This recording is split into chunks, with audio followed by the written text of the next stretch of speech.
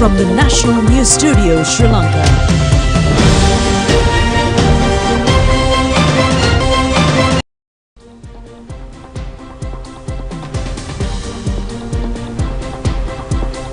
Good evening and welcome to the National News broadcast, bringing to you live from the National News Studios here at Sri Lanka Rupavahini Corporation. We're ready to bring you the top stories here at home and around the world.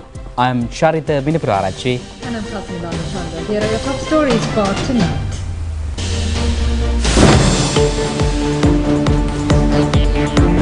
New Medical Act will be formulated.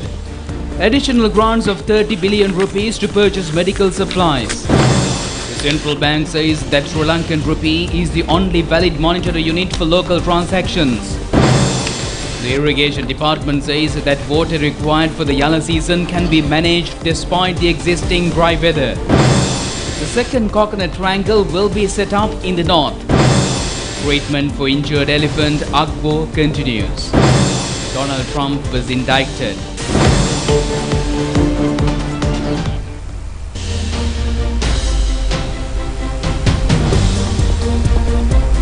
And we move on to those and other stories in detail. And in your top local story tonight, the Met Department says that the cause for the existing dry weather is El Nino influence.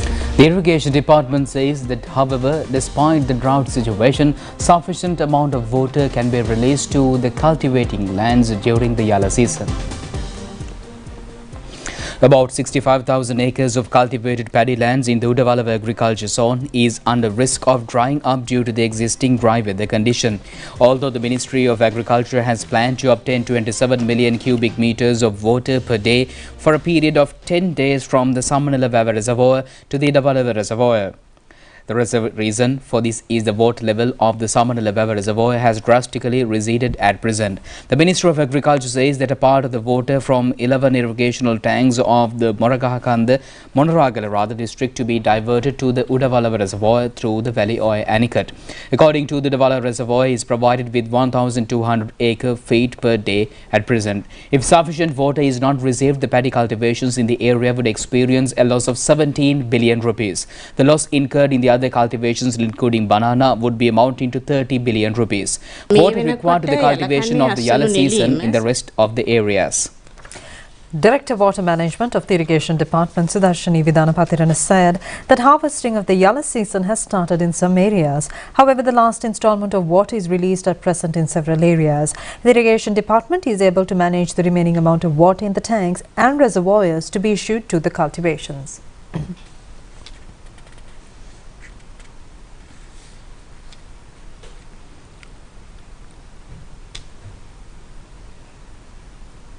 සිද්ධ වුණේ කුඹුරු වලට. ඒ නිසා අපිට අපහසුයෙන් වුණත් අවසානයේ දක්වා ජලය ලබා දීමට හැකියාව තියෙනවා. බොහෝ තැන්වලට තව ජලමුර දෙක තුනක් තමයි ලබා දීමට අවශ්‍යලා තියෙන්නේ. ඒක අපිට කළමනාකරණය කරගන්න පුළුවන් දෙපාර්තමේන්තුව විදියට. Minister Roshan Ronasinghe said that releasing water for about 25,000 hectares of cultivations in the Udawalawa area is in crisis due to the prevailing dry weather. The amount of water in the Udawalawa reservoir is not sufficient to be distributed among the cultivations. However, measures will be taken to get additional water to the Udawalawa reservoir and manage to release water to the vulnerable cultivations.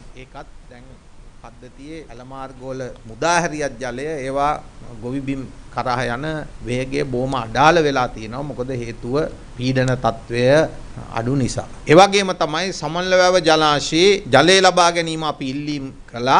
සමන්ලවැව ජලාශයේ තියෙන විදුලි බල අමාත්‍යාංශය යටතේ විදුලි බල මණ්ඩලය මේ ප්‍රශ්නයේදී විදුලි බලය අඛණ්ඩව දෙන්න ප්‍රශ්නය පිළිබඳව එතුමා කටයුතු කරනවා. ඒ වගේම අපි කොහොම හරි උත්සාහ කරනවා වගාවන් ටික ආරක්ෂා කරගන්න ඉදිරියේදී මේ තත්වෙත් එක්ක ආහාර සුරක්ෂිතතාවය ගැනත් අපි සැලකිල්ලට ගන්නවා.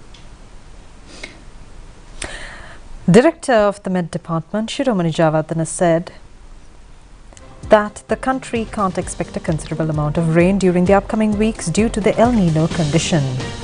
The Met Department can only forecast the weather condition for about 10 days in future. However, usually upcoming October and November are a period of abundance of rain.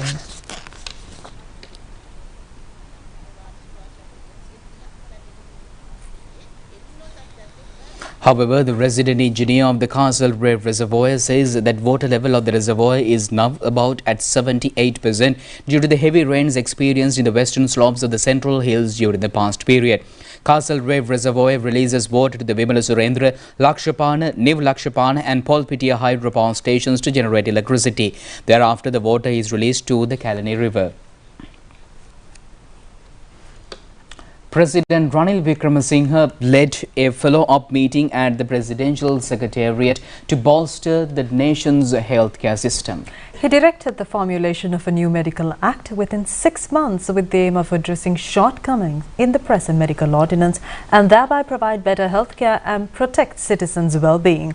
A high-level committee consisting of the Secretary of Health, legal draftsman and President of the SLMC was assigned to examine the provisions of the medical ordinance and formulate a new medical act with appropriate provisions.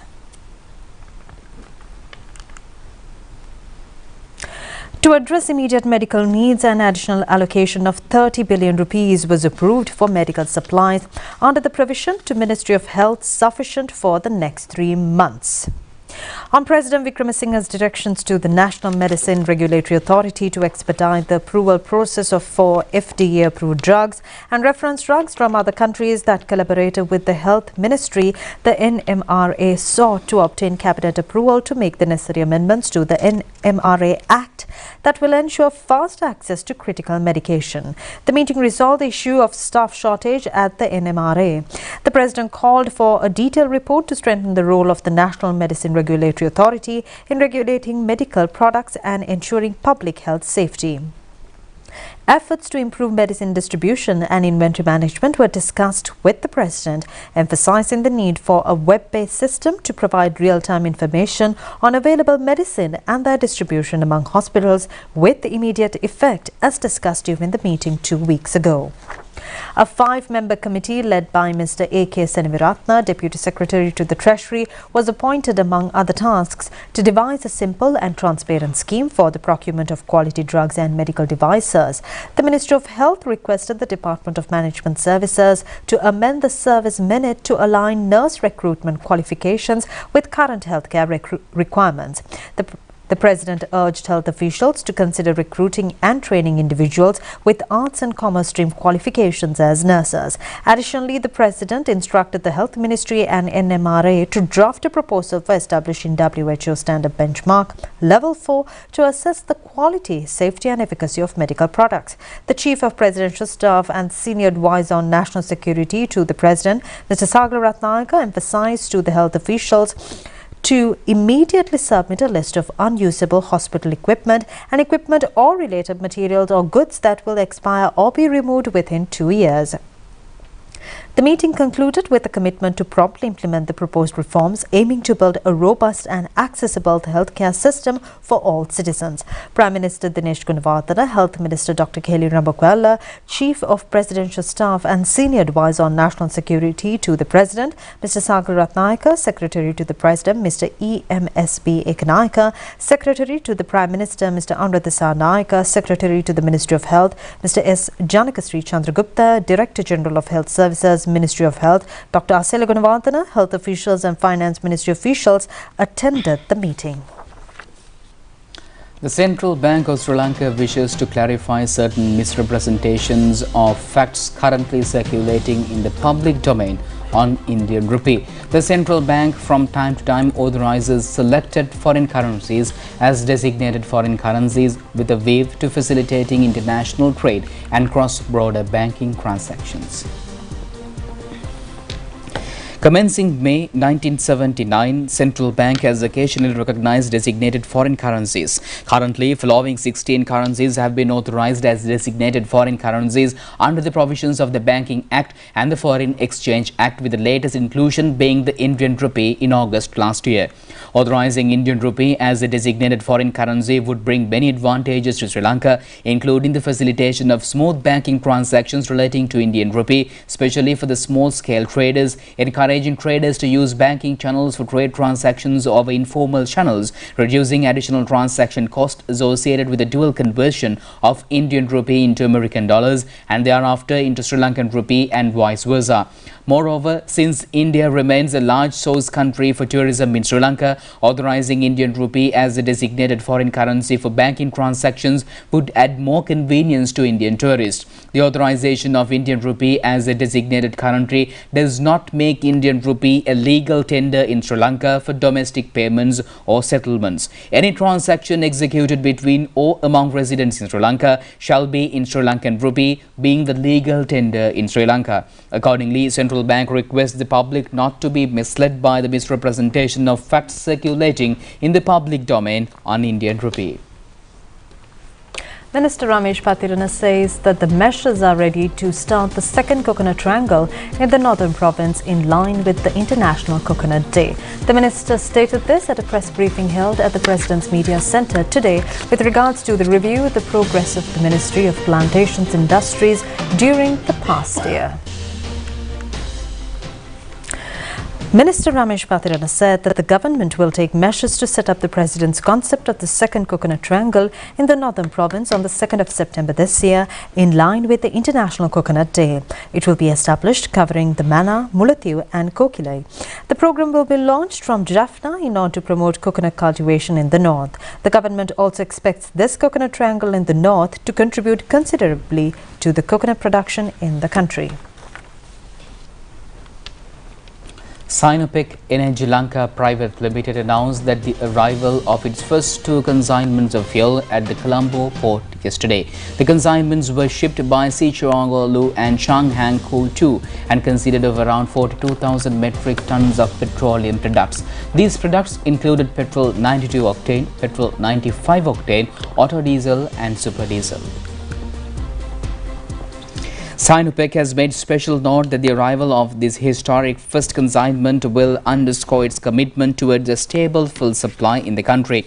Synopic entered into a long-term contract with the Ministry of Power and Energy of Sri Lanka for importation, storage, distribution and sale of petroleum products on the 22nd of May this year. Synopic was granted a specialized operating license in July and thereafter signed its agreement with the Board of Investment of Sri Lanka on the 14th of July.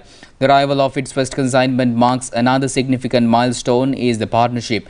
Ranked 5th on the Fortune Global 500 list in 2021, Synopic remains the largest oil refining company in the world and second largest oil and gas producer with a proven track record for sustainable partnerships. The company's total number of gas stations currently records second in the world.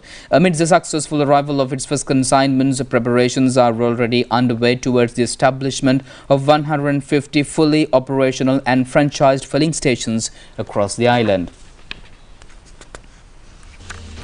Meanwhile, State Minister Ashok Priyantha has informed IGP C.D. Vikramaratne through a letter to conduct an investigation immediately against Umara Singhawansha in connection with her improper singing of the national anthem. The State Minister has also asked the IGP to take illegal actions against her as she has put the nation at unease through this act.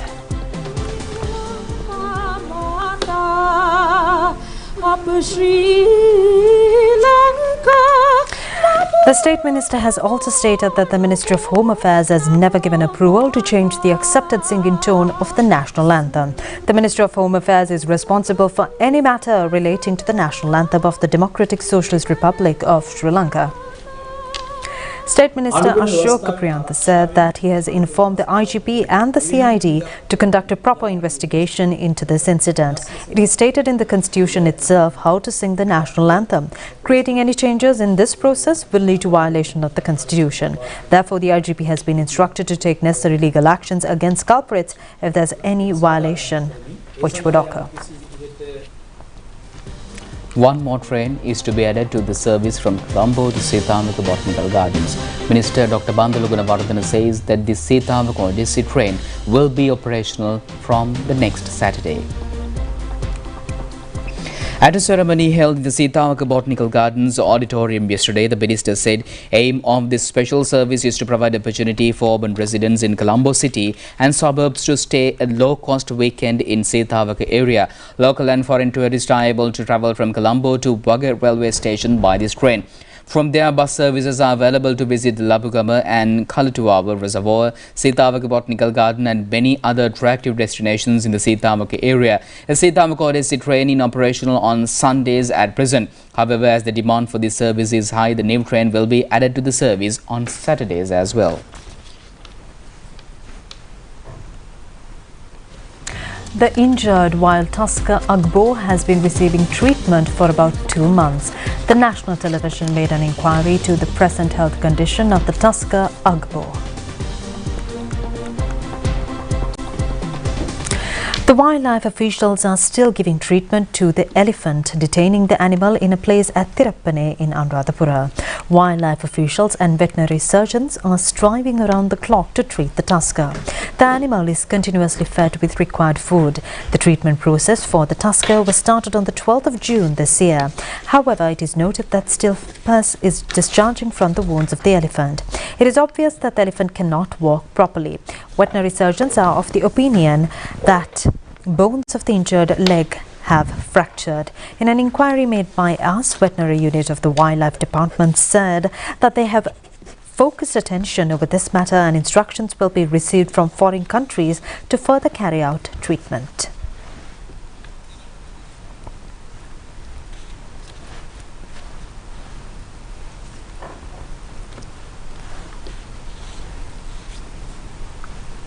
Head of Veterinary Unit of the Wildlife Department, Dr. Tharaka Prasad, said that in case of emergency, consultation will be obtained from foreign experts. However, all people expect immediate recovery of the suffering tusker.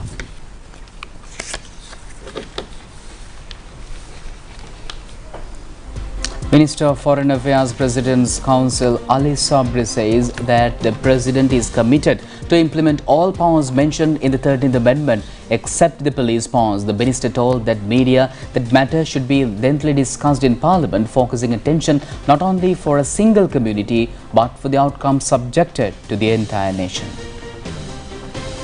Minister of Justice Ali Sabri said that the government attempts to grant a justifiable solution to the national crisis that can be accepted by all communities, including the people in the south. However, people complain that the police has been politicized at present, although we have one police at present. Suppose when we have 9 police of 9 provinces, then we have to discuss the matter lengthily and come into conclusion without harming any group of people. Several political parties conducted public rallies at electoral level recently. The United National Party held the Kaduvela Electoral Balamandala meeting recently. It was organized by the Kaduvela UNP organizer Binara Jayawardena. Deputy Leader of the United National Party Ruwan Wijewardena said that many members of the young generation attempt to leave the country, seeking better opportunities in foreign countries at present. We can create a better future for the young community if we work collectively, he said.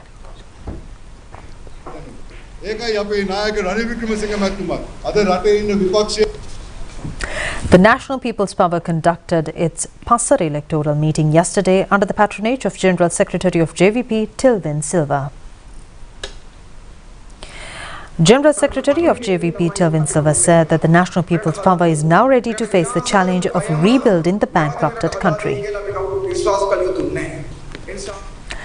Sri Lanka Podujana Peramuna organised its Monragal Electoral Balamandala meeting recently under the patronage of State Minister Shashindra Rajapaksa.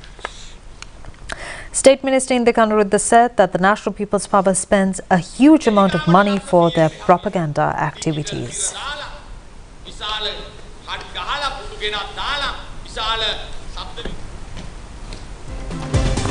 The first group of migrant workers sent to garment factories of Russia by the government is scheduled to leave the country tonight.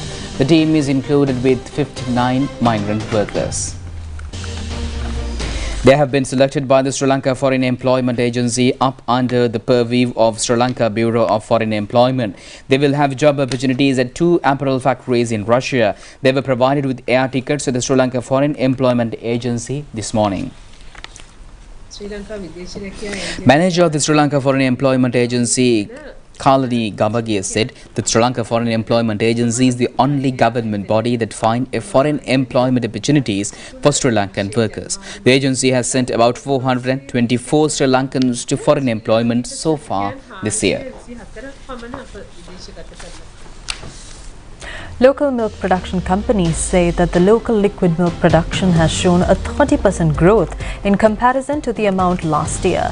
The companies pointed out that local milk production was low during the last year due to the shortage of animal feed and economic downturn. The National Livestock Development Board has increased its liquid milk production by 16 million litres. Milko Company has also increased the production by 19.1 million litres during the past 6 months. Minister Mahinda Amaraveera had a discussion yesterday with the authorities of the milk production companies. It has been revealed that about 500 metric tons of milk powder of the Palwata company is yet to be marketed. The company has requested the minister to limit the importing of milk powder as the local milk production is increasing at present. The minister instructed the officials to submit a report on the increase of liquid milk production without a delay. And meanwhile, the final paraharas of several Asala festival paraded the streets yesterday.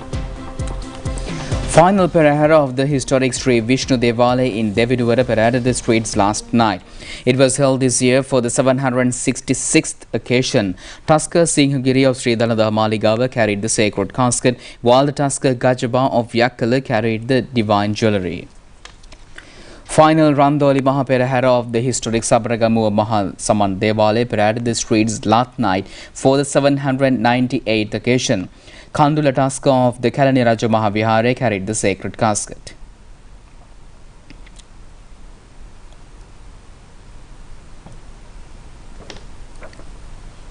Final Randoli Perahara of the historic Getabaru Raja Mahavihare in Kotapala paraded the streets last night for the 67th occasion. Chief Incumbent Dr. Venerable Kirindayananda Thera and President Chief of Staff Sagala Ratnayaka placed the sacred casket on the back of the Tusker Vasana of Kataragama.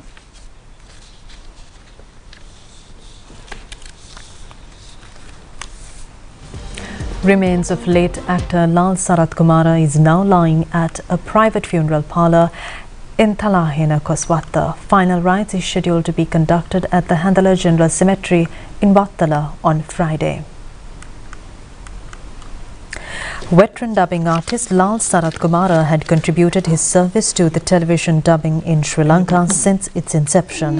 His characters in teledramas such as Oshin, Sujatha Diyane, Diriya Diyane, Isivara Vedaduru, Yahapat Maharaja, Sasara Kinaravi, E Nubanisa and many other are often remembered by people of all age groups in the country. He has also voiced many cartoon and films in the past.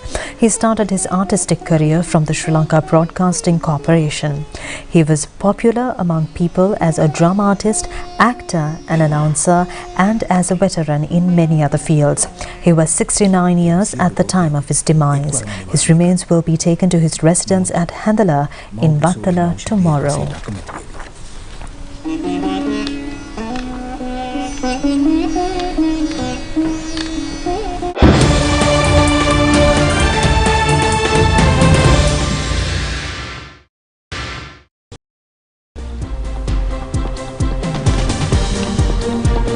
Welcome back with international news. And foreign media reports that former United States President Donald Trump was indicted on criminal charges by a federal grand jury in special counsel Jack Smith's investigation into the efforts to overturn the 2020 election leading up to the January 6, 2021 attack on the US Capitol.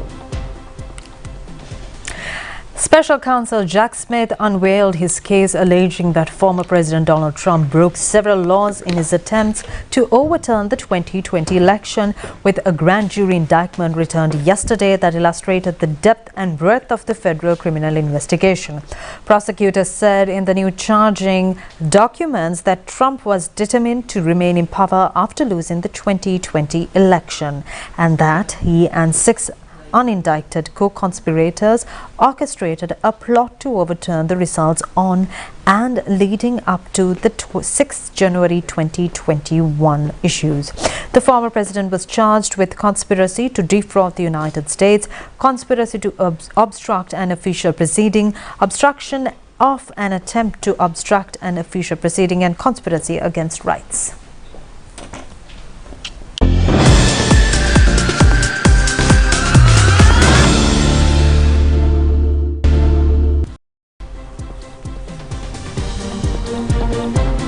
Welcome back with special sports news, and a special discussion between the Minister of Sports Roshan Ranasinghe and representatives from sports associations were held today at the Duncan White Auditorium at the Sports Ministry Complex. Officials of the A and B grade National Sports Association were present at this discussion. Two new members have been appointed to the National Sports Council. Accordingly, Air Force Commander Air Marshal RAUP Rajapaksa and Director General of Sports Development Department Dr. Hemal Fernando received appointment letters from the Ministry of Sports.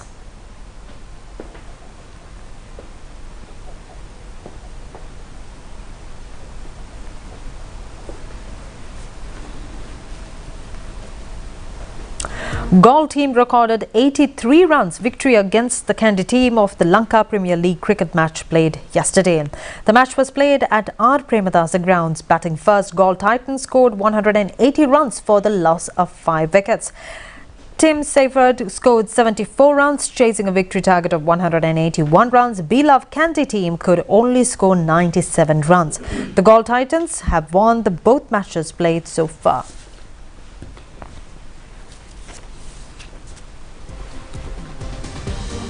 And with that, we conclude tonight's news. Do just tomorrow at the very same time. I'm Charita, signing off with Kasani. Stay safe. Good night. Good night.